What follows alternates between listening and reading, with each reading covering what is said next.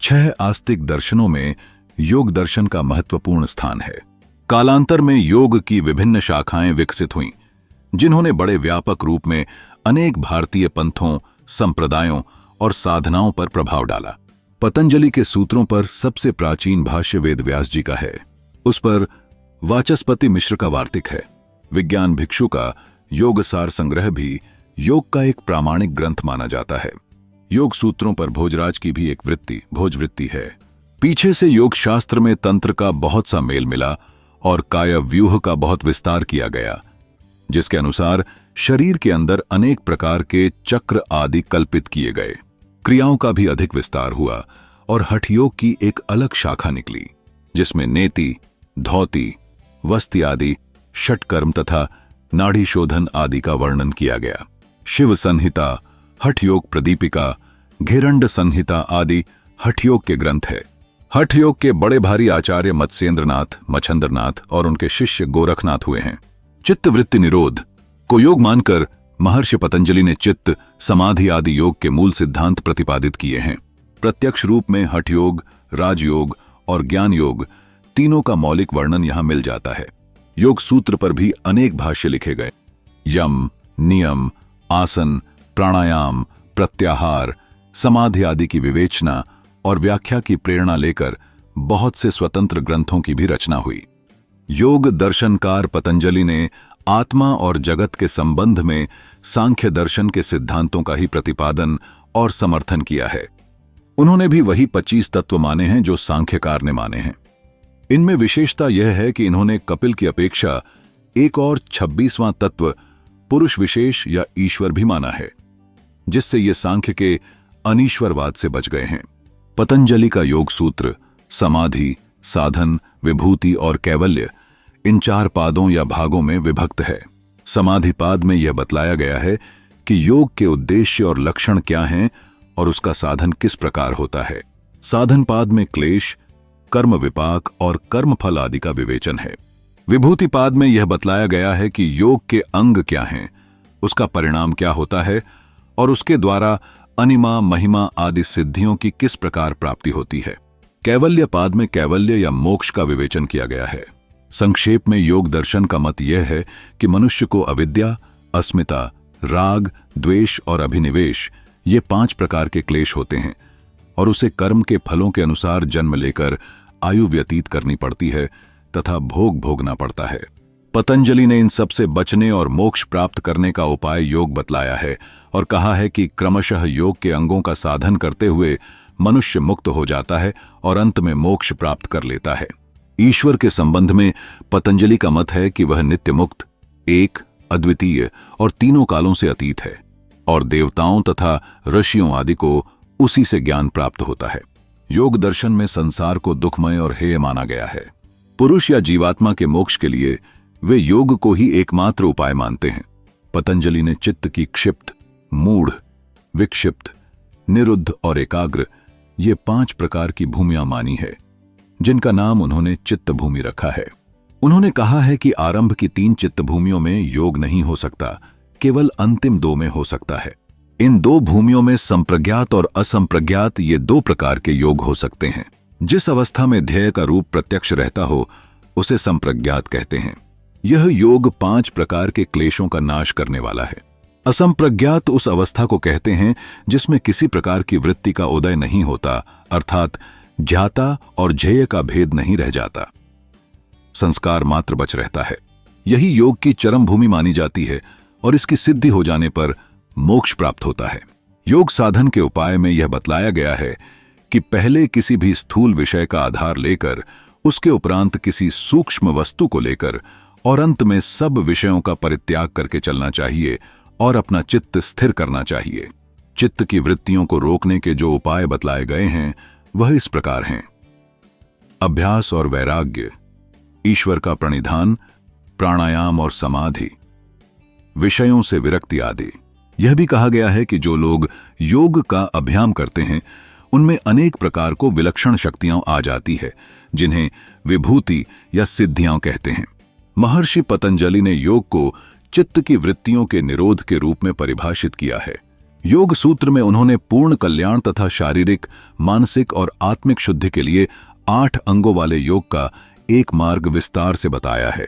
अष्टांग, 8 अंगों वाले योग को 8 अलग अलग चरणों वाला मार्ग नहीं समझना चाहिए। यह 8 आयामों वाला मार्ग है जिसमें 8 आयामों का अभ्यास एक साथ किया जाता है। अष्टांग योग। योग के 8 अंग इस प्रकार है: यम, नियम, आसन, प्राणायाम, प्रत्याहार, धारणा, ध्यान और समाधि। ये 8 योग के अंग कहे गए हैं और योग सिद्धि के लिए इन 8 अंगों का साधन आवश्यक और अनिवार्य कहा गया है। संसार से भी वैराग्य होने पर, दोषों का बीज क्षय होने पर कैवल्य प्राप्त हो जाता है। इनमें से प्रत्येक के अंतर्गत कई बातें हैं। कहा गया है, जो व्यक्ति योग के ये 8 अंग सिद्ध कर लेता है वह सब प्रकार के क्लेशों से छूट जाता है, अनेक प्रकार की शक्तियां प्राप्त कर लेता है और अंत में कैवल्य में मुक्ति का भागी बनता है। योग के 8 अंगों के अनुष्ठान से अशुद्धि, दुखों, क्लेशों के नष्ट होने पर ज्ञान की दीप्ति, ज्ञान का प्रकाश, ज्ञान की ज्योति प्राप्त हो जाती है और विवेक ख्याति पर्यंत बढ़ जाती है। सृष्टि तत्व आदि के संबंध में योग का भी प्रायः वही मत है जो सांख्य का है। इससे सांख्य को ज्ञान योग और योग को कर्म योग भी कहते हैं। योग दर्शन के प्रवर्तक महर्षि पतंजलि है, जिन्होंने जीवन के गूढ़ पहलुओं को योग सूत्र के रूप में, योग साधना के रूप में समझाने का जो प्रयास किया वह आज भी प्रासंगिक और प्रेरणादायक है। योग दर्शन एक विस्तृत प्रणाली है जो न केवल शारीरिक स्वास्थ्य को बल्कि मानसिक और आध्यात्मिक विकास को भी प्राथमिकता देती है। योग तथा सांख्य में बहुत अधिक साम्य है। योग सांख्य के प्रमाणों और तत्वों को मानता है। यह सांख्य के 25 तत्वों के साथ साथ ईश्वर को भी मानता है। इस प्रकार योग दर्शन सांख्य दर्शन के साथ गहरे संबंध रखता है, जिसमें 25 तत्वों के साथ साथ ईश्वर की अवधारणा का भी समावेश किया गया है। यहां योग दर्शन का प्रमुख विषय योगाभ्यास है। योगाभ्यास का स्थान विशेष महत्व रखता है क्योंकि यह मोक्ष की प्राप्ति का प्रभावी साधन है।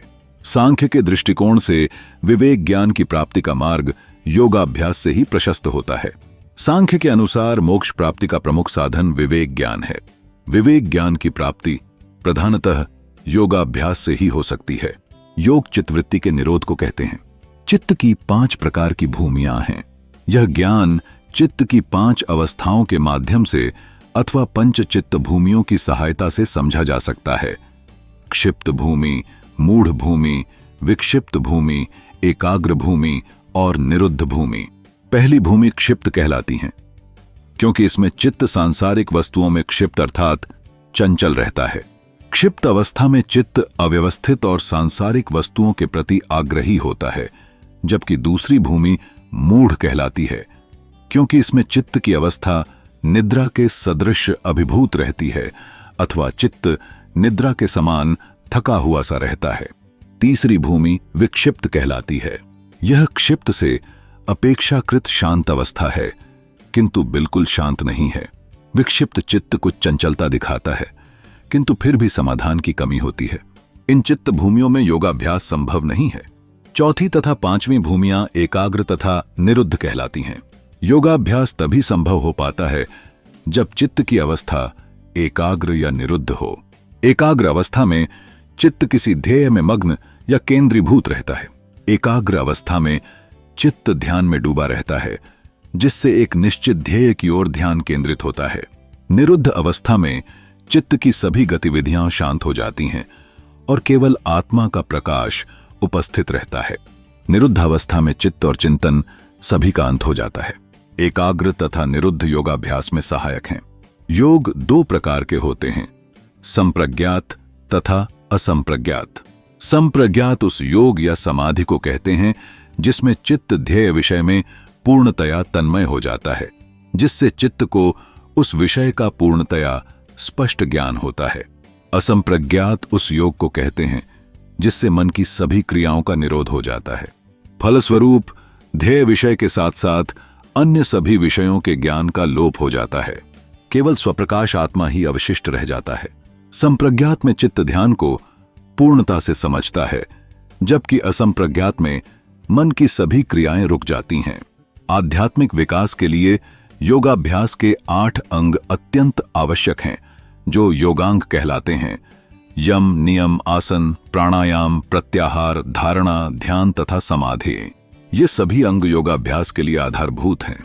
अहिंसा, सत्य, अस्तेय, ब्रह्मचर्य और अपरिग्रह का अभ्यास करना ही यम है। ये जीवन में अनुशासन और शुद्धता लाने में सहायक होते हैं। शौच, संतोष, तप, स्वाध्याय तथा ईश्वर प्रणिधान, इन आचारों का अभ्यास नियम कहलाता है। ईश्वर की अवधारणा योग में महत्वपूर्ण स्थान रखती है, क्योंकि ईश्वर ही ध्यान का सर्वोत्तम विषय माना गया है। यही 26वां तत्व सांख्य दर्शन को योग दर्शन से अलग करता है। योग दर्शन को सेश्वर सांख्य कहते हैं और कपिलकृत सांख्य को निरीश्वर सांख्य। योग के अनुसार चित्त की एकाग्रता के लिए तथा आत्मज्ञान के लिए ईश्वर ही ध्यान का सर्वोत्तम विषय है। ईश्वर पूर्ण, नित्य, सर्वव्यापी, सर्वज्ञ तथा सर्वदोष रहित है। योग के अनुसार ईश्वर के अस्तित्व के लिए निम्नोक्त प्रमाण दिए जाते हैं। जहां कहीं तारतम्य है, जहां कम ज्यादा, न्यून अधिक, थोड़ा बहुत का भाव है, वहां सर्वोच्चता का होना नितांत आवश्यक है। जैसे ज्ञान, शक्ति, सत्ता में न्यूनाधिक्य का भाव होता है।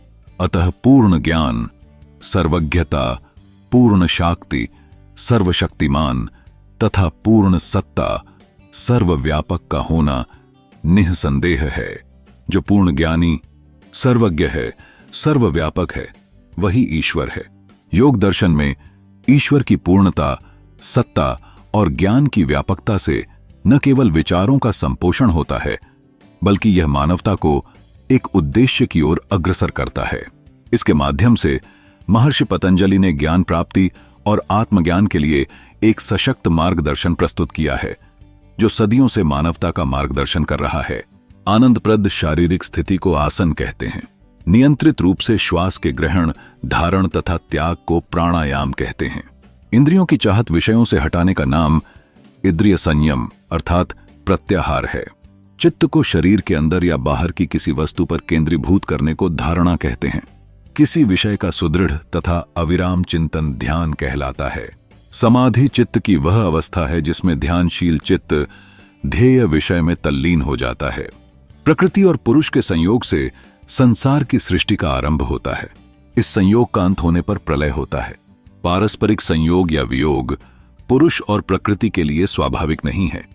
अतः एक पुरुष विशेष का अस्तित्व परम आवश्यक है, जो पुरुषों के पाप तथा पुण्य के अनुसार पुरुष तथा प्रकृति में संयोग या वियोग स्थापित करता है। यह पुरुष विशेष ही ईश्वर है।